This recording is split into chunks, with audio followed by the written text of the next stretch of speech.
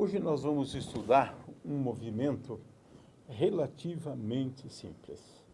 Esse movimento é conhecido como movimento circular. Em primeiro lugar, vamos procurar entender a razão para esse nome, circular. Nós dizemos que o movimento é circular quando o móvel percorre uma trajetória que é definida a priori. E essa trajetória é uma curva conhecida, muito conhecida, como a circunferência. De forma que um móvel qualquer, estando numa determinada posição, se ele se movimentar ao longo dessa curva, e se ativer a essa trajetória, a essa curva, nós dizemos que o movimento é circular. Portanto, o circular se refere à trajetória da partícula. Nós, ao estudarmos esse movimento, usualmente utilizamos só uma variável angular. Quero lembrar aqui as coordenadas polares, né? Rho e Φ. De fato, essa é a melhor forma de nós descrevermos o movimento. Para a gente entender isso, consideremos aqui o eixo X e o eixo Y, perpendicular ao eixo X. Muito bem, podemos sim utilizar as coordenadas X e Y para descrever o movimento. Essa é uma alternativa, mas é muito mais complicado utilizar as coordenadas cartesianas para esse movimento. É muito mais simples e é mais fácil a descrição do movimento quando nós utilizamos as coordenadas polares. Aqui, no caso, se essa é a posição da partícula, nós definimos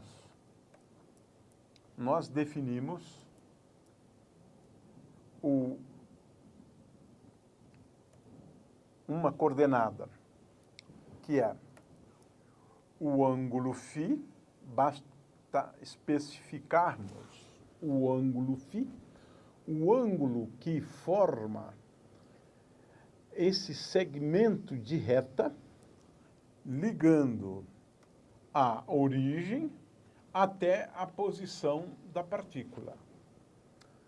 Então, o ângulo φ é o ângulo que forma esse segmento de reta, ligando a origem até a posição da partícula, com o eixo X. Essa é uma variável do movimento conhecido como variável angular.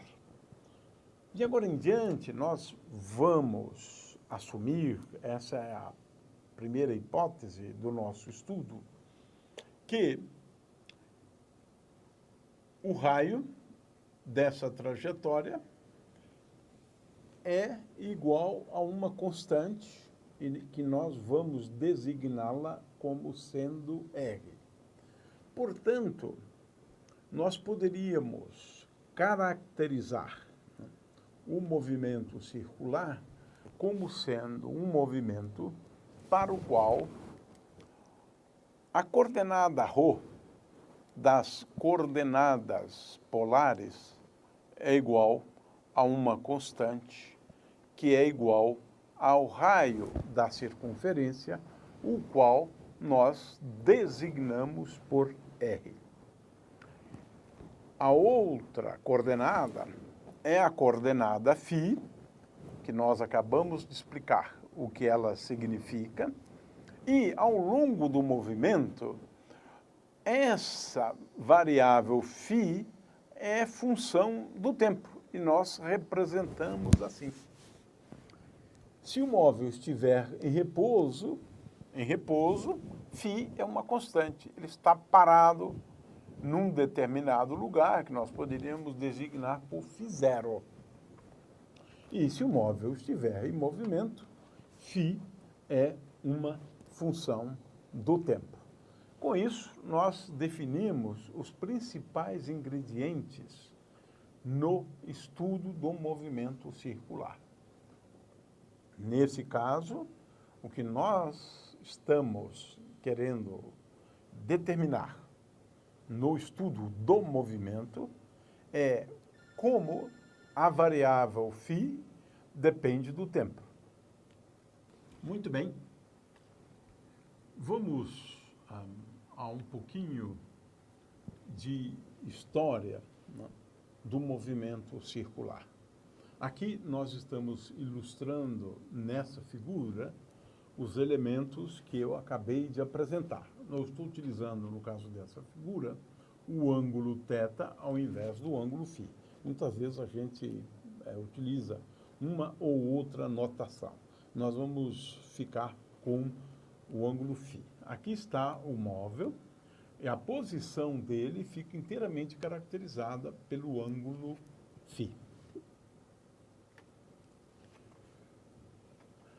A história do movimento circular é muito antiga.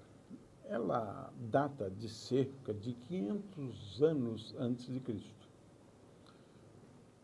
Por essa ocasião, os filósofos gregos estavam preocupados em entender o movimento dos corpos celestes. Olhavam para o céu à noite e viam que alguns astros se movimentavam pela abóbada celeste. Claro que, do ponto de vista deles, o próprio Sol se movimentava. É claro que isso, como nós sabemos, é a impressão que nós temos. É o movimento aparente do Sol. Platão foi o primeiro a propor que o movimento dos astros viesse a ser descrito por meio de órbitas circulares. De forma que a ideia de Platão, né, é que os corpos celestes se movimentariam em torno da Terra, percorrendo órbitas circulares. No entanto, um discípulo dele percebeu que não dá para descrever muito bem o movimento dos planetas. Se pode, sim, descrever o movimento do Sol e da Lua de uma forma aproximada, é claro, por meio de movimentos circulares. Mas um discípulo de Platão propôs uma ideia muito interessante. E a ideia de um movimento baseado no que nós chamamos hoje de epiciclos. Qual é a ideia do epiciclo? Esse discípulo de Platão, Eudóxio, ele imaginava o seguinte: considere como, no caso dessa figura aqui, veja bem que nós temos aqui um círculo, né? E agora a Terra estaria no centro, de acordo com essa figura que nós temos aqui, a Terra estaria no centro, claro, porque a ideia era de que a Terra estaria no centro do universo, e essa circunferência era conhecida como deferente. E agora nós consideramos um círculo menor aqui, que é exatamente o que está representando essa figura aqui. E para Eudóxio, os planetas estariam se movimentando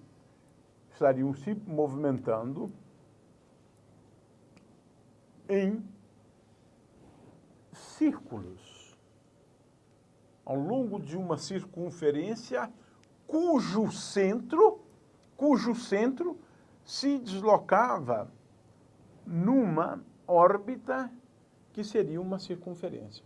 Bem imaginoso isso. E é curioso que, como nós podemos ver nesse vídeo, isso reproduz muito bem um movimento muito peculiar dos planetas. E é quando os planetas como que param no céu e voltam. É um movimento conhecido como movimento retrógrado.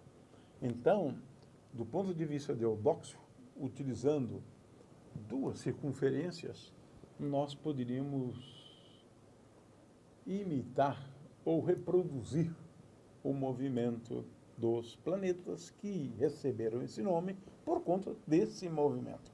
Os planetas pareciam ser errantes. E errante, a palavra em grego para errante é planeta.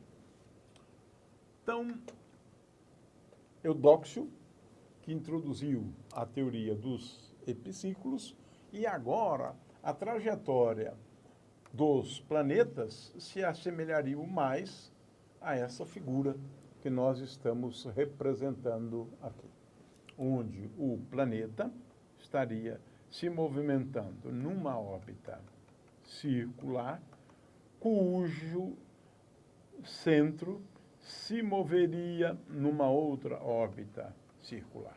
Essa é a ideia, então, de Eudóxio dos epiciclos. E podemos ver agora nesse vídeo, então, a ideia.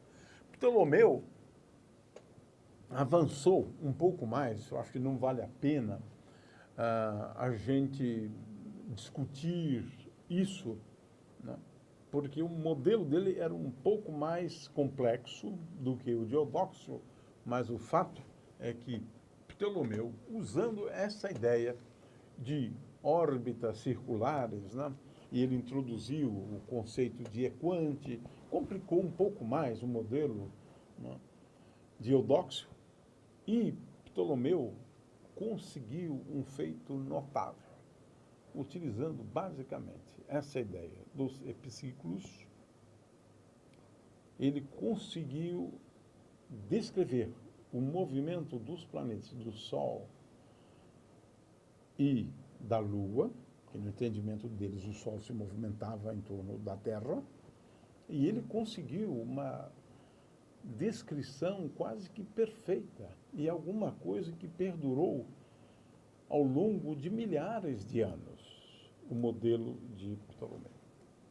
Lembrando, então, a relevância dessa ideia de utilizar movimentos circulares em torno de movimentos circulares. E obtivemos um resultado fantástico a partir do trabalho de Ptolomeu para descrever o movimento dos astros.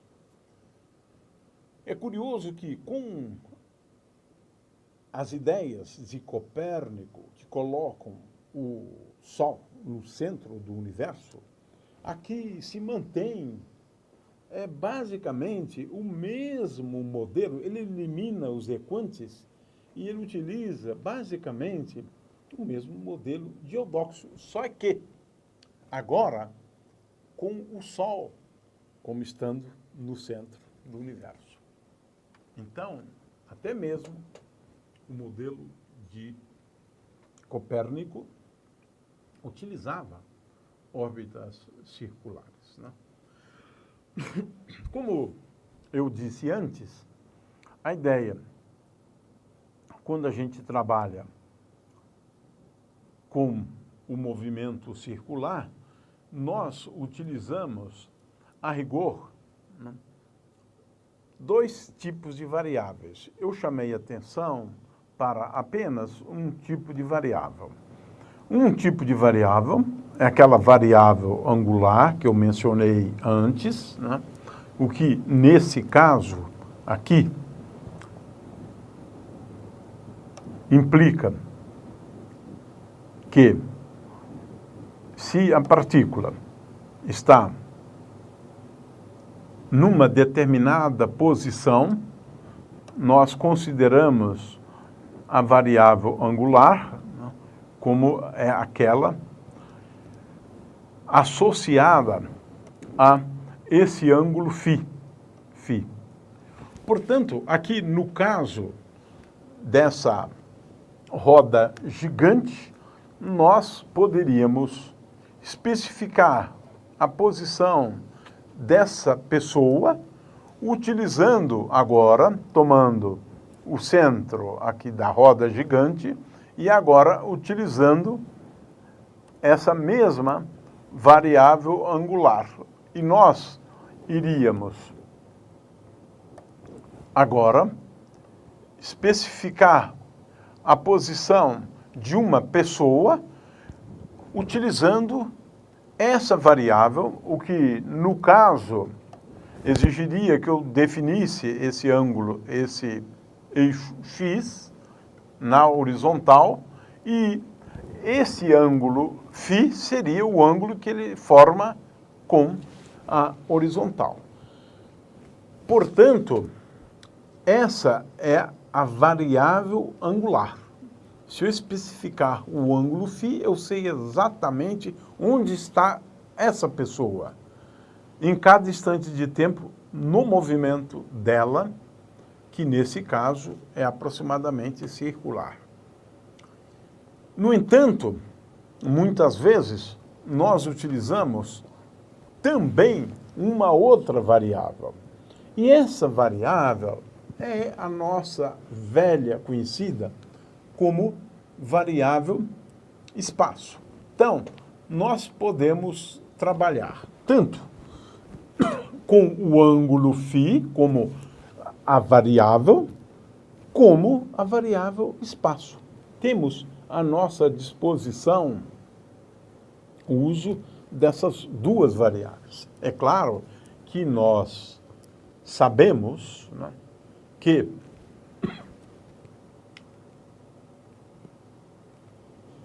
a variável φ se relaciona com a variável S por meio dessa relação.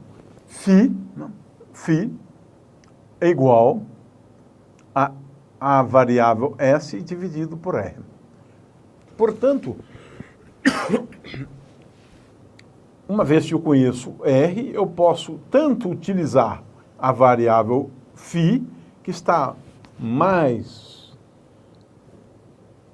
apropriada, levando-se em conta a escolha das coordenadas polares, né? Mas podemos também utilizar a variável S. Claro, porque a variável S é a variável que nós havíamos denominado, ou que nós denominamos de espaço. E essa variável, tudo que ela me dá é a distância ao longo da curva deste ponto que usualmente denominamos o ponto de origem até o ponto P no qual está a partícula. Portanto, a variável espaço é basicamente, a menos de um sinal, ela é basicamente a distância que a partícula percorreu, ou percorre, ou a distância a que ela está desse ponto aqui, que é o ponto de origem. É claro que nessa convenção, usualmente, nós adotamos um sentido do movimento e, portanto, espaços positivos são aqueles nesse sentido e espaços negativos são esses que estão no sentido oposto. Então, é sempre importante lembrar que o ângulo φ tanto pode ser positivo quanto negativo. O ângulo φ igual a zero é quando a partícula está exatamente na origem. Ora, então, tendo isso em vista, nós podemos agora definir dois tipos de velocidade. Em primeiro lugar, a nossa conhecida velocidade escalar, né, a qual é definida, nós nos lembramos disso, como a taxa de variação instantânea da coordenada espaço,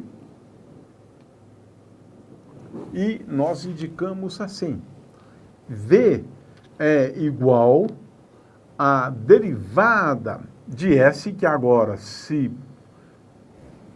assume como sendo dependente do tempo, uma vez que há movimento. Portanto, a velocidade escalar é definida da maneira usual.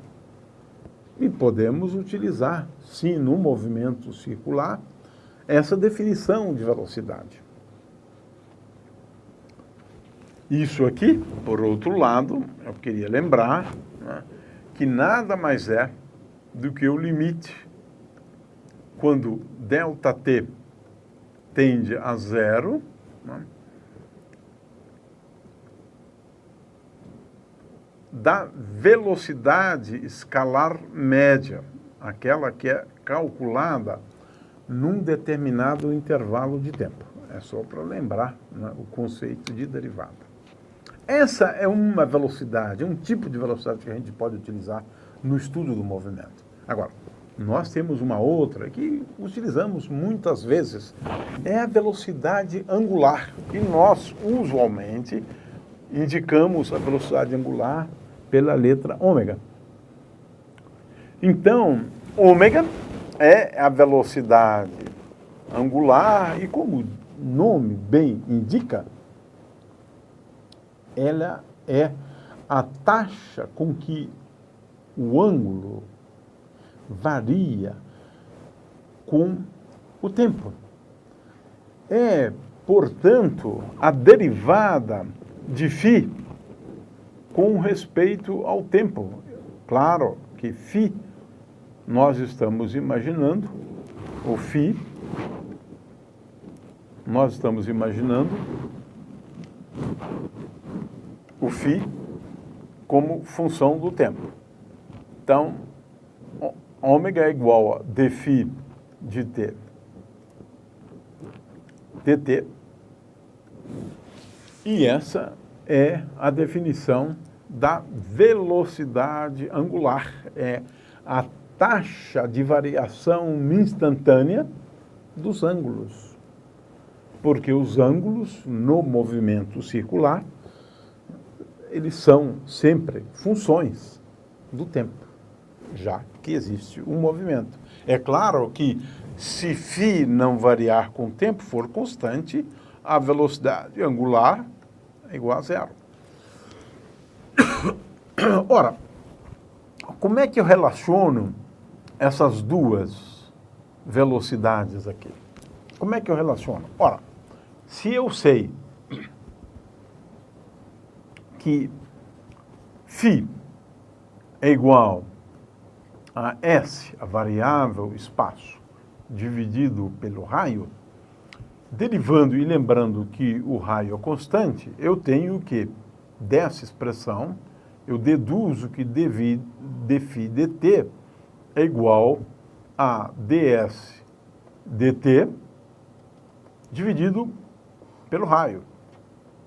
Ora, isso aqui nós já sabemos, isto aqui é a velocidade escalar, e isto aqui é a velocidade angular, e, portanto, eu obtenho uma relação muito simples entre as duas velocidades. Ou seja, ômega é igual a 1 sobre R vezes V. Ou ainda, de uma maneira mais simples, V é igual a R vezes ômega. Essa é a relação entre as duas velocidades. É uma relação relativamente simples, né?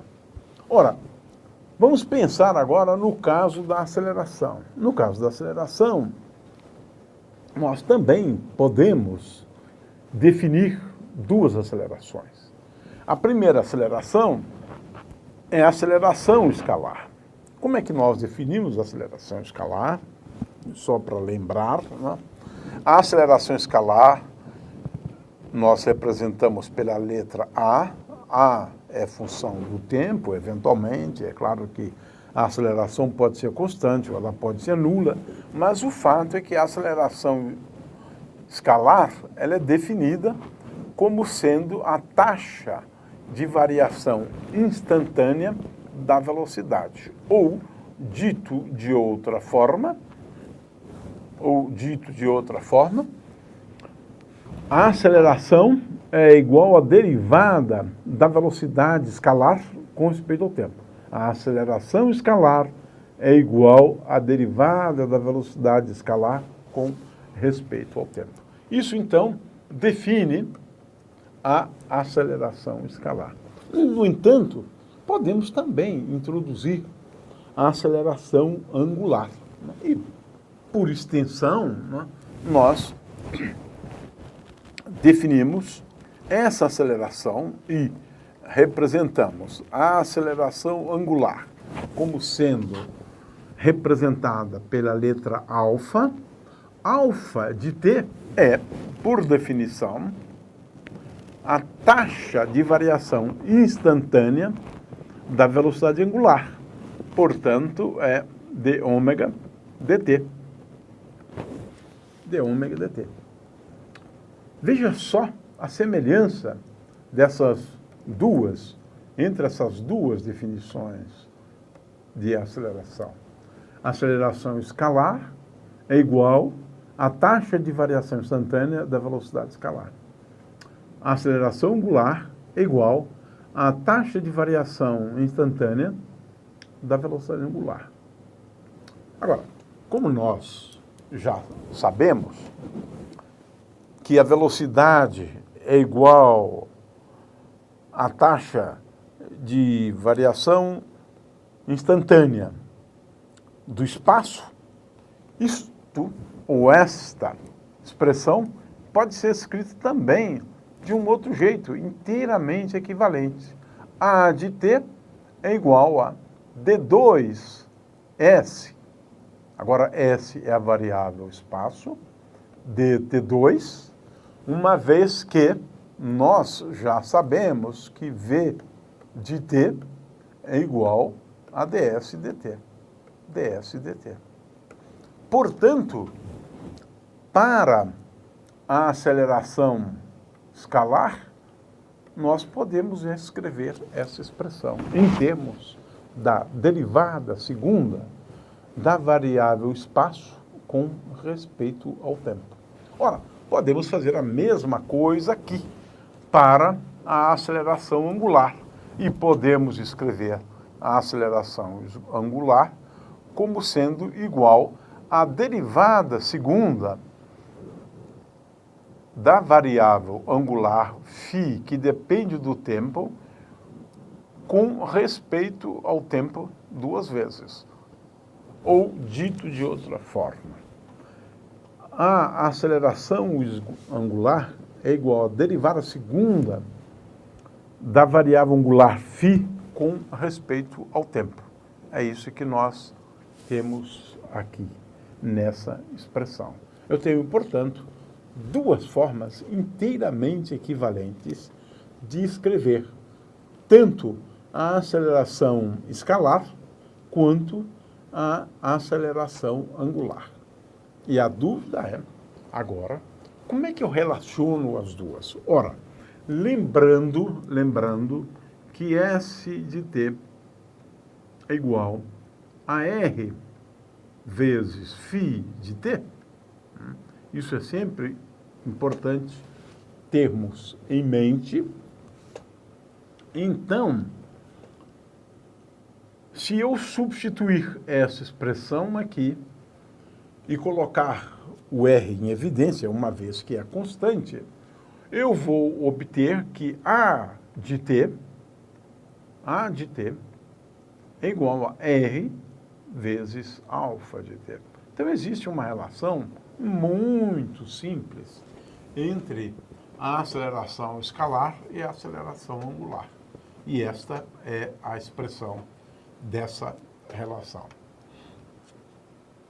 Vamos agora considerar exemplos de movimentos simples. Vocês se lembram do movimento circular uniforme, aquele que Platão propôs que seria um movimento dos astros e que depois foi corrigido por Eudóxio?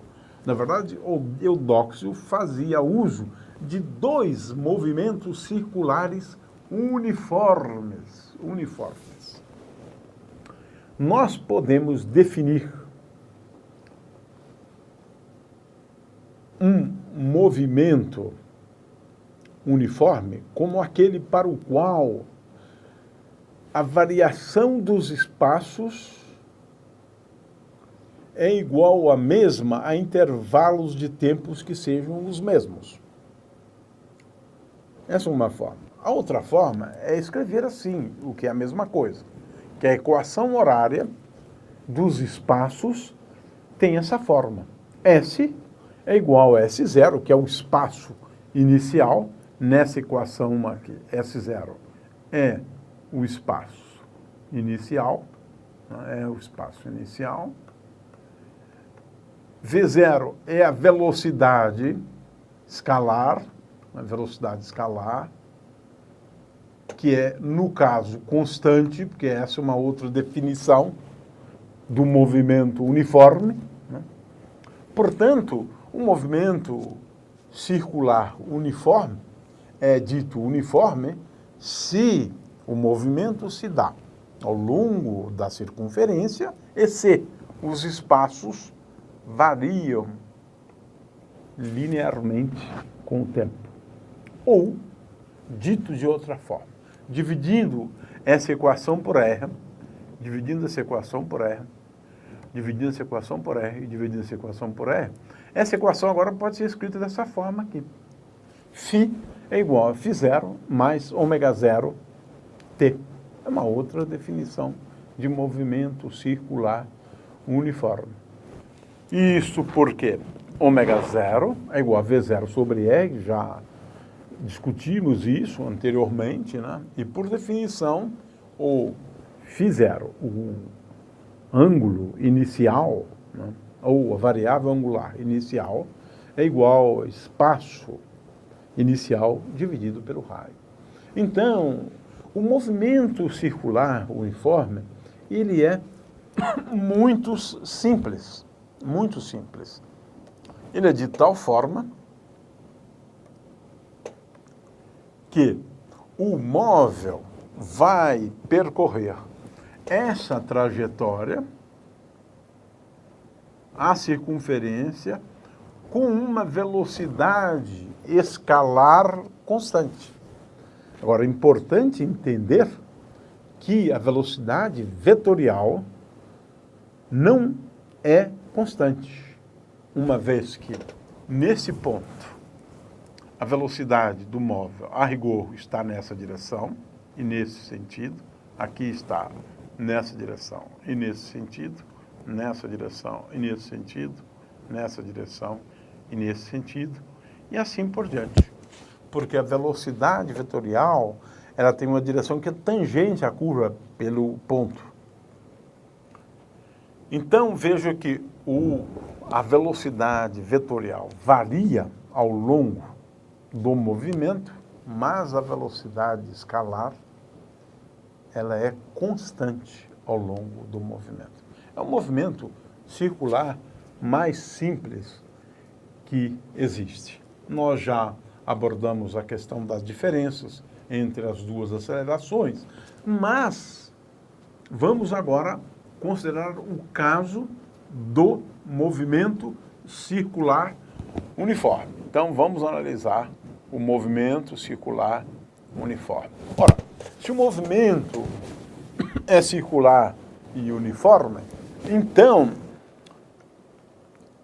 a velocidade escalar ds dt, isto é a velocidade escalar. Se eu derivar s, e é uma função muito simples, é uma função afim, né? Lembrando que s é igual a s0 mais v0t, vamos obter v igual a v0, que é o que nós já havíamos antecipado. A velocidade no movimento circular uniforme é constante. E a aceleração escalar? Ora, vamos derivar v com respeito ao tempo. A aceleração é igual a dv dt, mas v é constante, portanto, isso aqui é zero. Ou seja, no movimento circular uniforme, a aceleração escalar é nula. É nula. A mesma coisa vale para a aceleração angular, né? Porque existe uma relação entre elas, né? Nesse caso aqui, nós diríamos que a velocidade angular é igual a d φ dt, mas isto aqui é igual a ômega zero, né? Se nós olharmos a expressão anterior, né? Anterior, para a coordenada φ como função do tempo, derivando, nós vamos encontrar que ômega é igual a ômega zero, uma constante. Então, no movimento circular uniforme, a velocidade angular é uma constante. E a aceleração angular, derivando agora alfa é igual a d ômega dt, isto vai me dar zero. Ou seja, no movimento circular uniforme, a aceleração angular é nula, a aceleração escalar também é nula, a velocidade, tanto escalar quanto angular, são constantes. E poderíamos definir assim, né, o movimento circular uniforme. Aqui eu tenho um vídeo, né, só para a gente entender ou visualizar um movimento circular uniforme. Veja-se que esse objeto vai se movimentar de tal maneira que a velocidade angular dele é uma constante.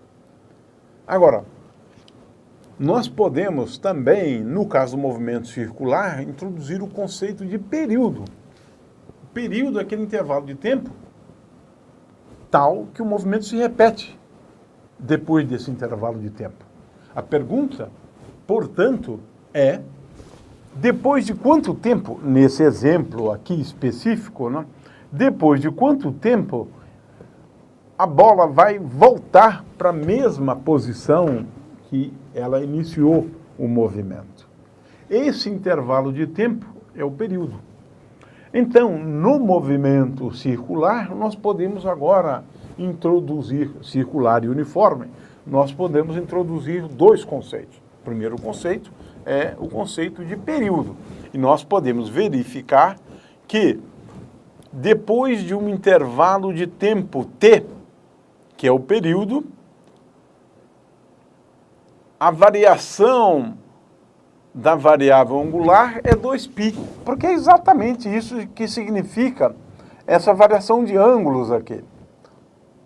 O círculo, ou a circunferência, quando eu percorro 360 graus, isso corresponde a 2π.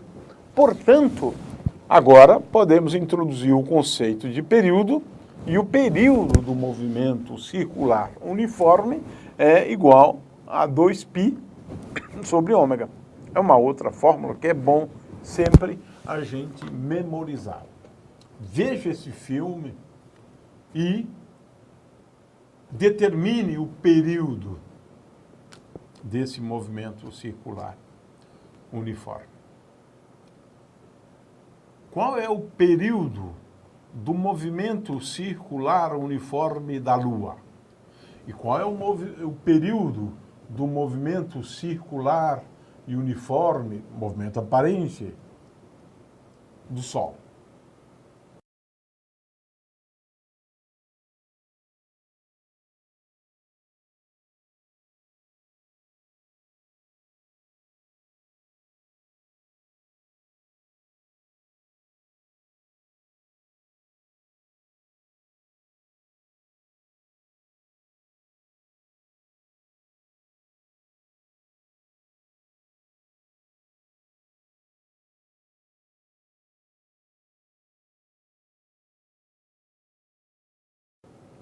Muito bem. Então, no caso do movimento circular uniforme, nós podemos introduzir o conceito de período, T igual a 2π sobre ômega.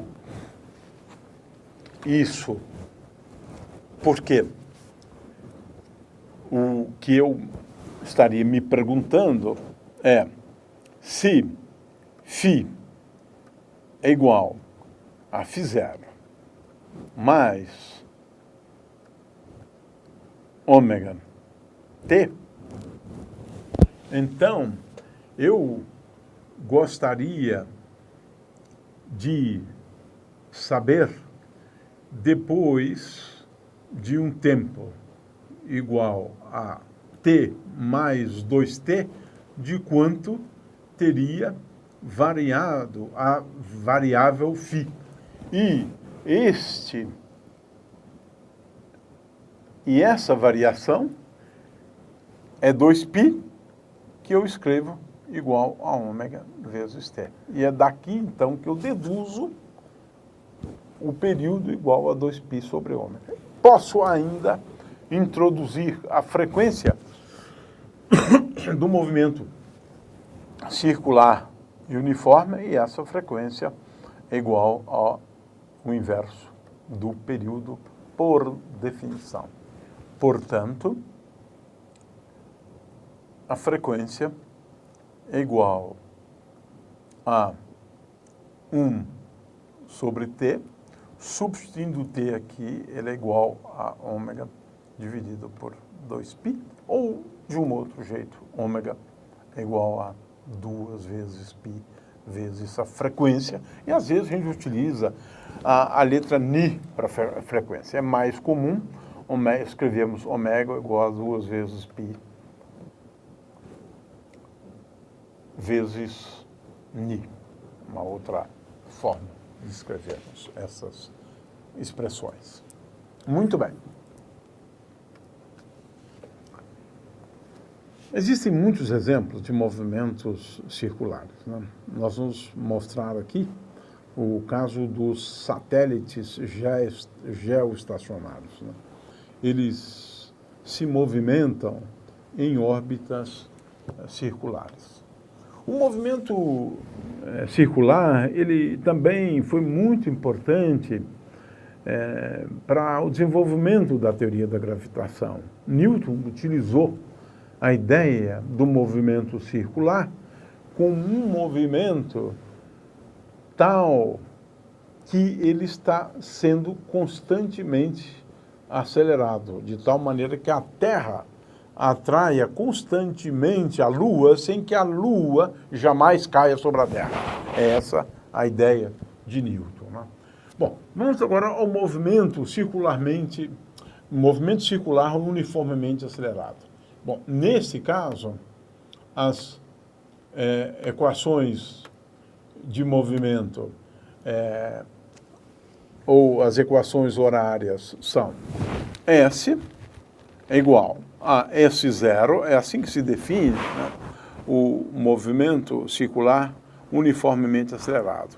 S é igual a S0 mais V0 vezes T, mais A0 vezes t ao quadrado sobre 2. Por definição, essa é uma definição de movimento circular uniformemente acelerado. Por que ele tem esse nome? Vamos lá. Com isso, o que significa é a mesma coisa, Tanto eu posso escrever isso, quanto eu posso escrever isso.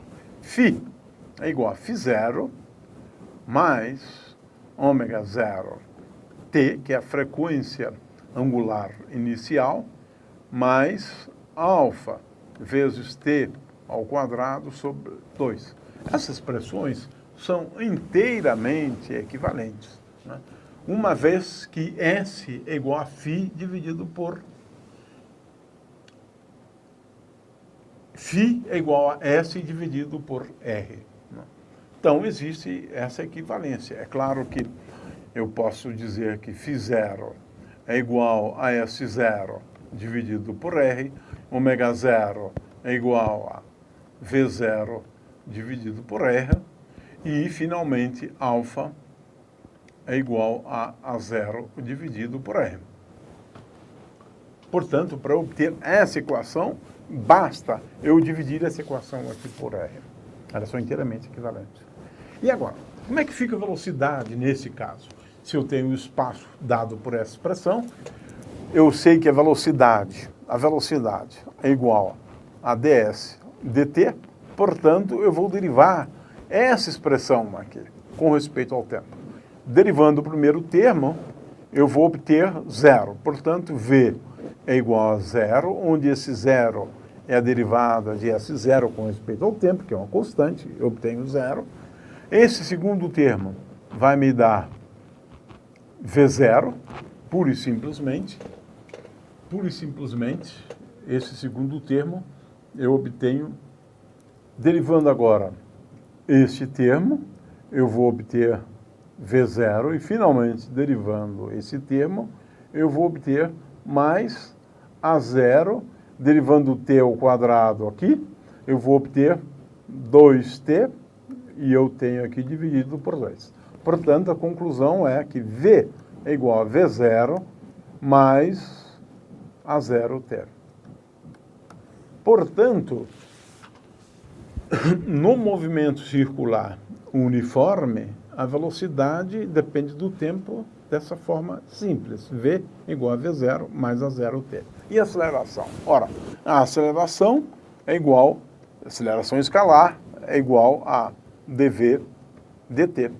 Derivando a expressão acima, eu tenho o primeiro termo, A é igual a zero, que corresponde à derivada desse primeiro, mais a derivada de A0 vezes t, que é pura e simplesmente A0. Portanto, a aceleração é constante, A igual a zero, o que justifica o nome uniformemente variado. Né? E se nós tentarmos agora obter a velocidade angular e a aceleração angular? Ora, basta derivarmos essa expressão e vamos obter que ômega é igual a dφ dt. Derivando dφ dt, nós vamos obter zero para esse primeiro termo, mais ômega 0 para esse segundo termo, a derivada dele, mais alfa t. Se eu derivar ômega mais uma vez, eu vou obter a aceleração angular. Ômega, alfa igual a d ômega dt, e derivando a expressão acima, eu vou obter que alfa é igual, aqui na verdade seria melhor alfa zero, né? Alfa zero, alfa é igual a alfa zero. Alfa zero é, portanto, a aceleração angular, que é uma constante. Então, existem muitos exemplos, né, de movimento uniformemente variado, né? Quando aplicamos, por exemplo, o freio à roda de uma bicicleta colocada invertida contra a cabeça sobre uma mesa, né? Aquele movimento é um movimento circular, aplicamos o freio e agora nós estamos desacelerando e, eventualmente, com uma aceleração, no caso negativa, né, constante. Então, esse é o caso do movimento circular uniformemente acelerado ou variado. Existem muitos termos, né, para esse tipo de movimento, né? O que é importante que se entenda é o seguinte: no caso do movimento circular, esse movimento só é possível quando sobre o corpo agem forças. Portanto, ele se dá porque existe algum tipo de força agindo sobre o corpo, né? Vamos exemplificar isso, né? Considerando aqui a Terra, e agora aqui a Lua. A Lua está executando ou executa um movimento circular em torno da Terra. Aliás, esse movimento ele é praticamente um movimento circular. Difere ligeiramente do movimento circular. E depois de um período T, a Lua volta de novo para a mesma posição. Agora, por que o movimento circular se torna possível? Newton entendeu isso muito bem. O que Newton percebeu é que esse movimento é possível porque existe uma força que atrai a Lua, é uma força gravitacional exercida pela Terra. Portanto, no caso do movimento circular, nós precisamos ter uma força que consiga manter esse movimento. Então, é sempre bom lembrar que no caso do movimento circular, há ou existe a necessidade da aplicação de forças ao corpo. Sem isso, não é possível haver movimento circular, nem mesmo um movimento circular uniforme. Porque nesse caso aqui, estou falando do movimento circular uniforme. Agora, o movimento circular, em geral, ele pode ter não somente a ação de uma força nessa direção, mas pode ter também a ação de uma força nessa direção também. E agora, isso só é possível se nós tivermos, então, além de uma força na direção normal, é assim que nós designamos a direção dessa força, você deve ter obrigatoriamente uma força na direção normal, né? Na direção normal, e deve ter uma força também na direção tangencial, tangente à circunferência. Então, se nós tivermos uma componente tangencial da força, o movimento certamente não é um movimento circular uniforme. Isso é tudo que eu queria dizer a respeito do movimento circular. Muito obrigado.